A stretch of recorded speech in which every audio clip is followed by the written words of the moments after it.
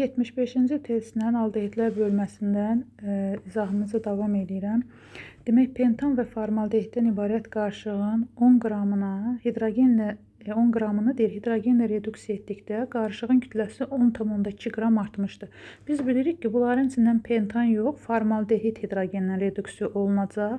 Yəni formaldehid özünə 1 mol formaldehid, yəni 30 qram formaldehid özünə 2 qram hidrogen birləşdirir. İndi kütlə 10 qram imiş. 10 qramdan 10,2 qram, yəni 0,2 qram artıb. Demək, o 0,2 qram həmin bu formaldehid özünə nə birləşdirib? Hidrogen birləşdirib. Və indi burada tapaq ki, bu 10 qramın içərisində bizim nə qədər formaldehidimiz var? Əgər 30 qram olsaydı, kütlə 2 qram artardı. İndi 0,2 qram artıbsa, demək bizim formaldehidimiz olub neçə qram? 3 qram. Demək, 10 qramın 3 qramı nədir? Formaldehiddir. 3 qram formaldehiddir. 7 qramı da nə imiş? Pentan imiş. Deyir, ilkin qarşıda pentanın kütlə payını tapın. Yəni, pentan ilkin qarşıda 7 qramdır. 7-yi 10-a bölüb 100-ə vururuq. O da edir neçə faiz? 70%.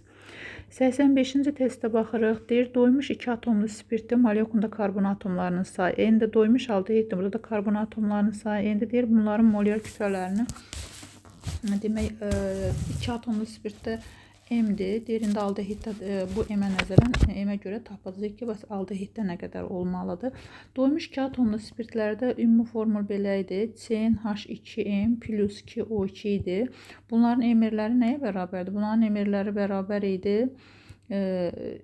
14n plus 34-ə bərabər idi. İndi gəlin aldehidlərin kütləsinə baxaq. Aldehidlərin də formulu CnH2n odur. Yəni, aldehidlərin emirləri 14n plus 16-dır. Yəni, buradan baxırıq ki, bu 14-in ikisində də eynidir. Yəni, burada kütlə fərqi 34-dən 16 çıxsaq neçə qalar? Qalar 18. Yəni, aldehidin kütləsi 18 qram nədir? Spirtin kütləsindən azdır. Yəni, spirtin kütləsi əgər o M-dirsə, M-dən 18-i çıxsaq nəyi taparıq? Taparıq aldehidin kütləsini. 90-cı testə baxaq. Demək, alkan doymuş aldehid və doymuş bizə keton verib. Deyir, doymuş aldehid homoloji sıranın 7-ci nümayəndəsi. Əgər aldehid sıra nömrəsinin 7-ci nümayəndəsidirsə, bunun emerini tapaq. Aldehidlərdə CnH2n odur. 14n plus 16. Demək, 14-ü 7-yə vurub üstə də 16 gəlsək.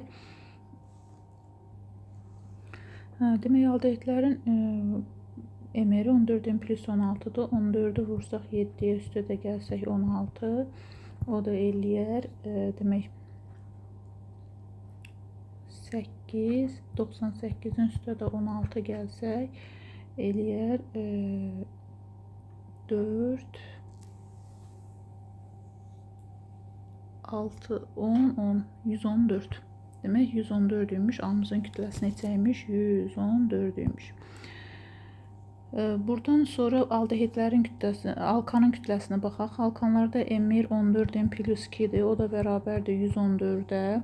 Buradan 14n bərabərdir 112-yə. 112-yi də 14-ə bölsək taparıq 8. Demək, alkanın ən böyük bərabərdir 1-dir. Bunlarda, yəni birinci nümayəndəsində elə 1 karbonu var. Ona görə də elə bu olacaq nə? 8 alkanlar üçün 8-ci nümayəndə olacaq.